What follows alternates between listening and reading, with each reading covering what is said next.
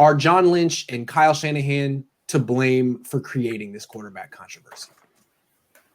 I can go ahead and start with this one. Why don't you go ahead and start? This is my question.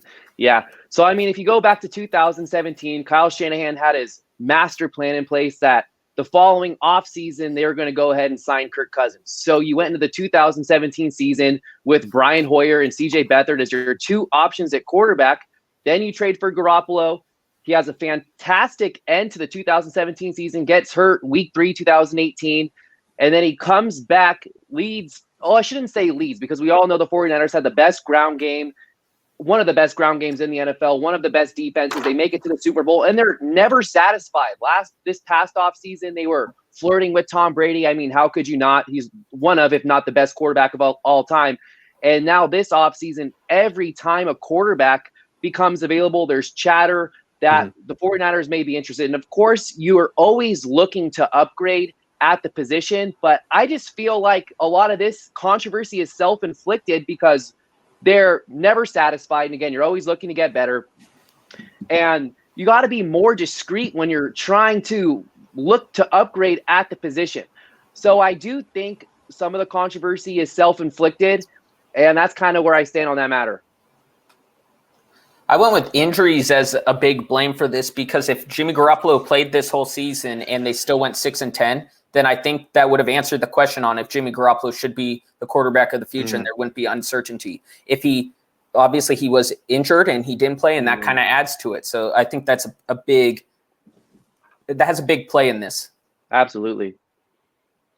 Yeah, that's true. But it's still, I still feel like it's a Kyle and John creation here, because when you look at the structure of the contract, the way I look at it is, it was never meant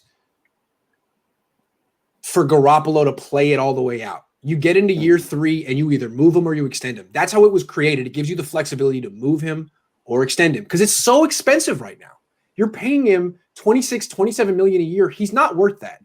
You could make it more affordable by extending him, giving a sign-in bonus, and locking him in long-term. They don't want to do that. So they're riding the fence, and that's why there's a quarterback controversy. It's obvious when you just look at that. Because you don't even have to listen to what they say, but when John Lynch is asked last year and this year, like, it's real easy. You can create cap space by redoing his deal. Are you going to do it? Are you going to extend him? And both times he's like, no, so we don't want to do that. We don't need cap space. You mean you don't need cap space? Yes, you do need cap space. That's why you traded DeForest Buckner. If you weren't riding the fence, then there wouldn't be a quarterback controversy. And I think that's what people, at least Niner fans right now, admire about Sean McVay. You made up your mind. You got rid of the dude. The Niners seem like they're just, well, I don't know. Maybe we could just see one more year. Like, okay, you're paying a lot of money for those extra games that you're watching. So I think they are to blame. The injuries are true. Maybe that's why they keep feeling, well, we can't extend him. He gets hurt. Well, they could have extended him after 2019. He wasn't hurt then. I don't know, Maverick. Oh, I'm just saying. No, I was just saying the controversy as of this moment. If he played the whole season and they made the playoffs and went to the NFC Championship or whatever, then it's pretty. He'd be the quarterback. Yeah, back to back. Yeah. If he was playing the whole year and got hurt, then, or if he's playing the whole year and they just didn't win, then it'd be cut and dry. Yeah, but since there's injuries, there's always the what if, and that's just what I was. That's how I interpreted the question. I think that's a good answer. That's a good answer.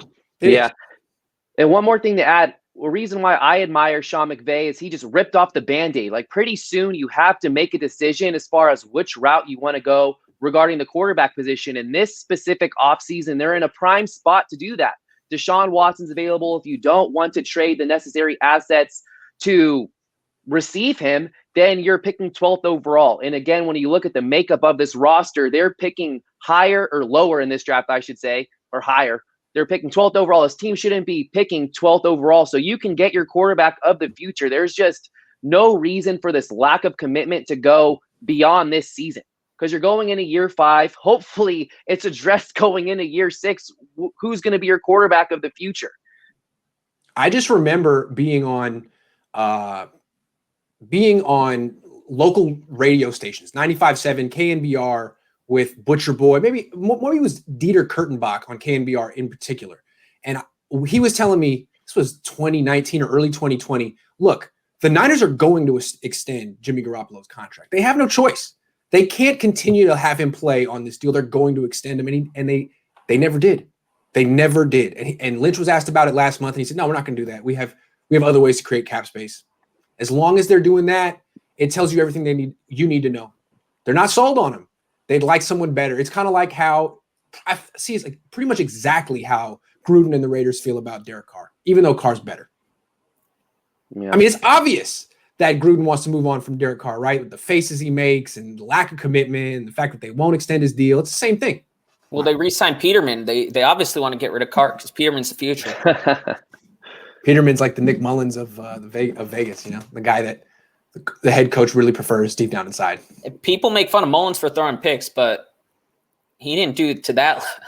That's what I'm saying. Yeah. Look at some of these backups around the league, and then you have more of an appreciation for the record setter, Nick Mullins.